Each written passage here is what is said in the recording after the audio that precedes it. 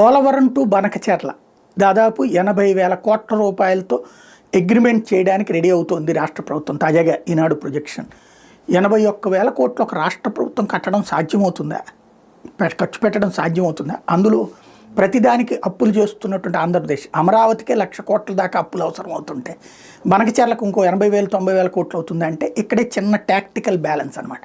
అంత అమరావతికి ఖర్చు పెడుతున్నారని జనం అనుకోకుండా బనకచెర్లకు కూడా ఖర్చు పెడుతున్నారంటే రాయలసీమకు కూడా ఖర్చు పెడుతున్నారు అని చెప్పడం. బట్ ఇది పూర్తి కావాలి అంటే కేంద్ర ప్రభుత్వం వల్ల మాత్రమే సాధ్యం. నదుల అనుసంధాన ప్రాజెక్టులు కేంద్ర ప్రభుత్వం డబ్బులు ఇస్తుంది.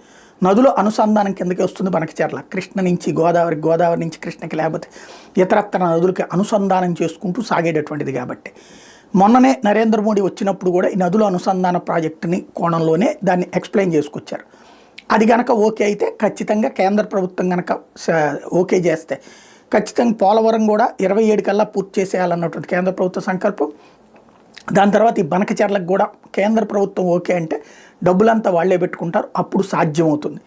అయితే పదే పదే అది రాష్ట్ర ప్రభుత్వమే చేస్తుంది అన్నటువంటి కోణంలో ప్రొజెక్షన్ జరిగితే బ్యాలెన్స్ అవుతుంది. తర్వాత రేపు కేంద్రం ఇచ్చినా అదిగో కేంద్రం ఇచ్చినందుకు సంతోషం అని చెప్పడానికి అవకాశం ఏర్పడుతుంది.